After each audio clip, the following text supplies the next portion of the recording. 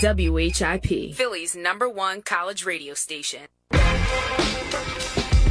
That's us, Philly's #1 college radio station, WHIP. 215-204-9449 is our number if you want to hop on board with us. A great 15 minutes just moments ago with Anthony Beck, former NFL tight end, now being a color analyst for ESPN for the American Athletic Conference games. Now let's go to Washington, D.C. and welcome in our good buddy from 106.7 The Fan, and that is Chad Dukes. Chad, Zach Gelb, Chase Sr., how are you? Good to talk to you, Zach. Thank you very much for the thinking of me. Appreciate it, buddy. Well, thank you for coming on. And I told you down at the Super Bowl a few years ago that me and my buddies, we always listened to your legendary rant after Michael Vick came into FedEx Field and just destroyed the Eagles a few years ago. And we were listening to it today before we came on the air. In that first quarter, that first half, did you think you'd have to replicate that rant this afternoon when you went on the air? Yeah, and it wouldn't have been manufactured either. It would have been raw emotion. But look, the Redskins were completely out of sync. The Eagles jumped all over them. But we'll go rant-free today because of what happened in the second half. The fact that they battled back and that chalk it up to rust and uncharacteristic performances out of Robert Griffin III and Alfred Morris, just putting the ball all over the carpet. You can't do that and beat any team in the NFL. What do you make out of this slow start? Do you think RG3 was rusty, maybe some pregame jitters for Alfred Morris, or do you just believe that this Eagles offense, which is running at such a high-tempo pace, just kind of slowed down and got tired through the course of this game? Well, I was worried. What happened is exactly what I was worried about, is that the Eagles would jump out on top early, which I think anybody probably could have seen happening with this Chip Kelly offense, and then it rattled the whole team, not just the defense, but it threw the team out of sync. Combine that with Griffin's, the fact that he didn't have a preseason, combine that with the fact that, I don't know about you guys, it didn't look like he was 100% to me, and we were told all week long he was 100%. And it was a recipe for a disaster. But take nothing away from what Philadelphia did. That was shock and awe. That offense, if they weren't playing my guys, that would have been a lot of fun to watch, and I look forward to watching them the rest of the season. It just looked unstoppable at times last night. Now, even in Philadelphia, we've had no idea what was coming with this Chip Kelly offense. We saw glimpses of it in the preseason, but last night the full product was on display.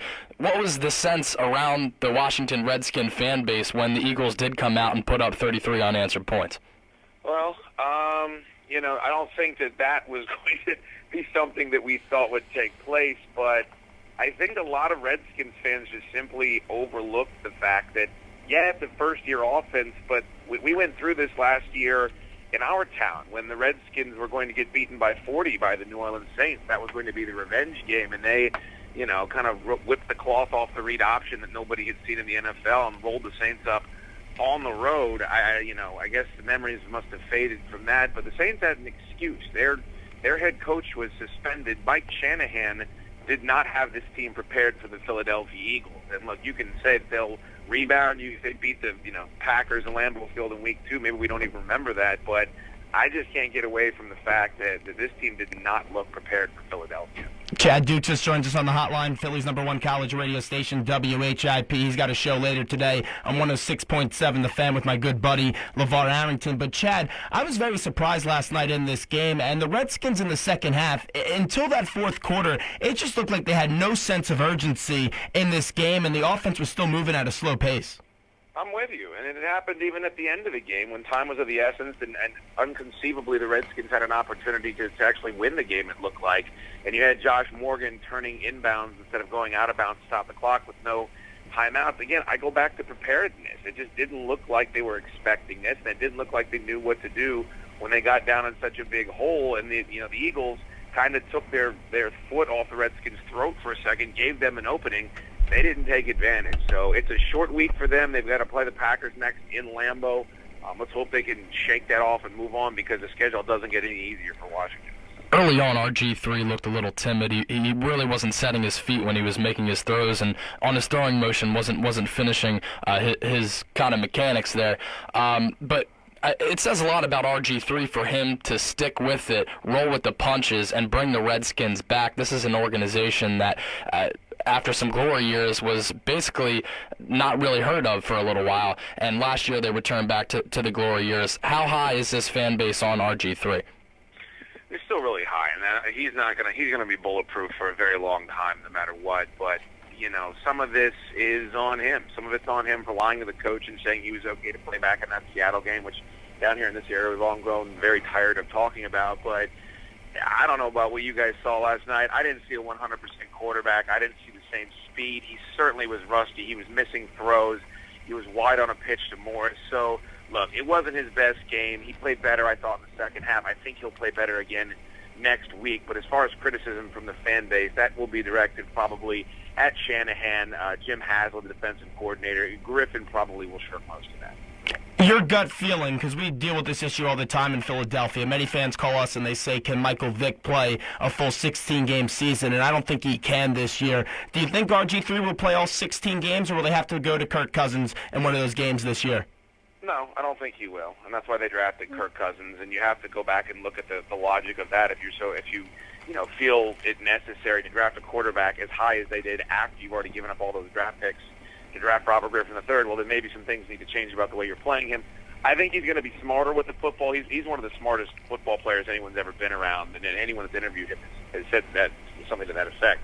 But no, I don't expect him to play 16 games, not with the way that he runs the football.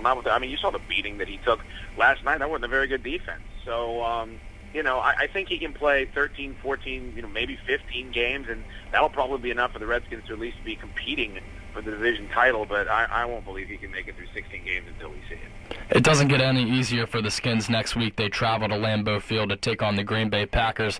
They're really hungry for a win after going down to San Fran. Aside from the slow start, X's and O's wise, what does this Redskins team have to do to move to 1-1 on the year? Oh boy. I don't know. Somehow get their opponent for week 2 changed. I will not be picking the Redskins to beat Green Bay, and then they got to play the Lions after that. We saw the way the Lions looked. It's going to be tough. But look, when this offense is clicking, guys, it's the best running offense in the league, and you can't, turn your nose up at that. I think if they are a little crisper, and if Griffin has knocked the quote-unquote rust off, they can compete with anybody in the league. It's just a very difficult opponent in week 2. You really needed to win that game last night, knowing that a trip to Lambeau was coming up, and they just didn't do it. Chad Duke showing just on the hotline. Zach Gelb and Chase Sr. here with you for the main event, Philly's #1 college radio station, WHIP. And Chad, this run defense last night for the Redskins looked putrid. LaShawn McCoy had a hell of a game last night. Michael Vick was pretty much able to do anything for almost 4 quarters. What do you think this run defense has to improve on as they get ready for week 2? They're missing some depth guys due to suspension. Jarvis Jenkins, Rob Jackson, those are both guys that can help them out. Adam Carricker is out, so some of it is that. But you're right, they have to play better. The good thing is that, who the hell could have seen what was going on with LaShawn McCoy? I didn't know where the ball was half the time. Vic and those guys were faking unbelievably. That was such a great offense to watch. I remember seeing it in Oregon, but just seeing it with NFL caliber players, with Deshaun Jackson out there, with Selleck and all those guys. The Redskins aren't going to have to worry about an offense like that for a while. But you're right. They need to execute better. They need to win the point of contact better. They need to get a push, which they haven't done in years. They were better at it the second half of last season, but run defense and pass rush are something the Redskins have been struggling with. A lot of that comes from Brian Arakpo. He's claimed he's going to have his breakout year in a contract year this year. We haven't necessarily seen that yet. Kerrigan is injured now. It's going to be an uphill battle, but the good thing is they won't be facing a back as unique as McCoy and an offense as unique as Philadelphia until they play, Philadelphia again.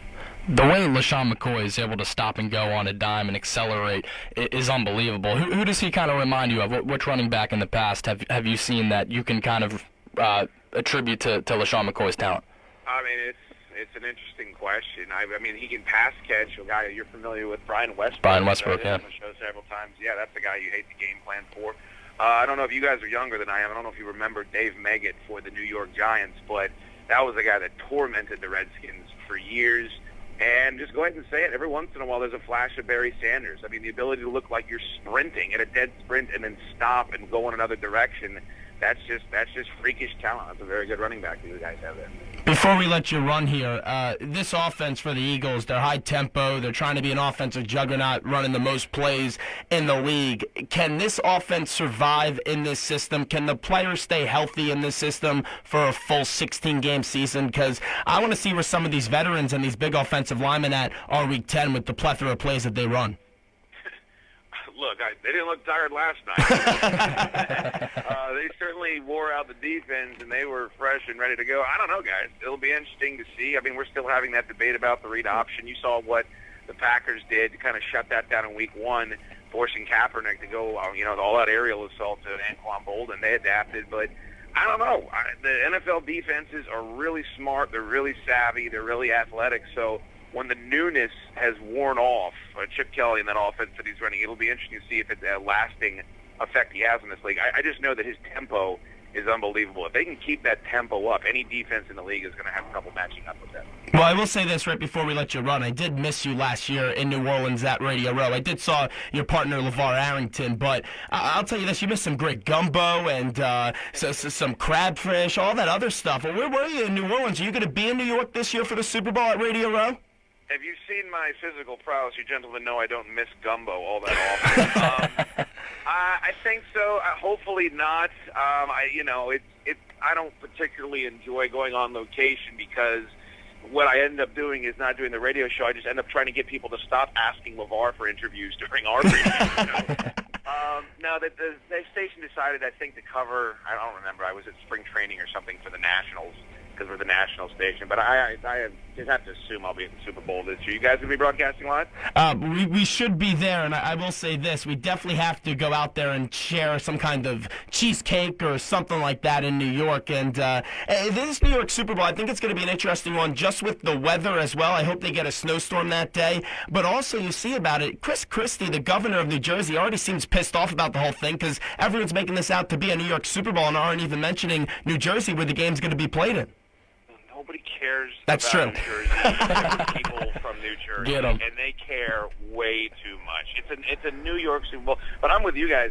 Everyone that's whining about the weather, it's football. It's football, You know what I mean? You're honestly. playing Iowa out there. Play it in the rain. Play it in the snow. I thought it was putrid on Thursday night on your season opener. You're having the game delayed. And there wasn't even any rain. Unbelievable. You're in Denver, for God's sakes. You play with no oxygen and 6 feet of snow. Kick the ball off. Get him, Chad. Well, Chad, real quick here before we let you run. My grandma's from New Jersey, and she's listening to the show, and she just texted me. She doesn't appreciate us bashing New Jersey, just to let you know. You guys have to deal with it a lot more than I do because it's closer to your neck of the woods. But good Lord, people from New Jersey, we get it. You're from New Jersey. Zip it. All right, we appreciate it, Chad. Thanks so much. You were great today. All right, buddy. Thanks. Thanks, Chad. Chad Dukes right there from 106.7 The Fan, Washington, D.C. That's why I always like talking to Chad Dukes, especially keeps it real, after man. He really especially does keep it after a Redskins loss, because you just get that rare, bitter Chad Dukes on the phone line right there. Yeah, my sister actually lives in D.C. in Columbia Heights, and I went up there late in August to see the Phillies play D.C., so I kind of got a sense of what that D.C. fan base is like, and he's the backbone of that D.C. fan base. He keeps it real, keeps it 100 all the time, and you got to appreciate that type of insight because you want a guy who's going to spit the facts. So what we learned from Chad Dukes today, he hates when the Redskins lose. Yep. He definitely will not think that they're going to beat the Green Bay Packers in Lambeau Field And he next doesn't like week. New Jersey either. Doesn't like New Jersey and hates remote broadcasts solely based off the fact that everyone just goes up to LeVar Arrington asking for interviews. And I could see is why that a little because bit of jealousy, huh? being at Radio Row, and I have interviewed Chad in the past, but I do go to LeVar Arrington first when I go up there to try to get an interview with them. So I could see why Chad Dukes does get a little perturbed, to say the least. I'll tell you what. LeVar Arrington at Penn State was fun to watch, and he came to the NFL, played with the New York Giants and the Redskins, and wasn't able to stay healthy for the duration of his career. But when he was on and he was feeling good, LeVar Arrington was an outstanding linebacker, so I can see why people want to talk to him down at Media Row. We got to take a break here. Philly's #1 college radio station, WHIP, 215-204-9449 is the number if you want to call and hang with us. We're reaching the home stretch of this show as it's 11:47 here. Philly's #1 college radio station, WHIP. When we get back, we'll do a little Temple football talk, so we'll wrap up the Eagles talk as well.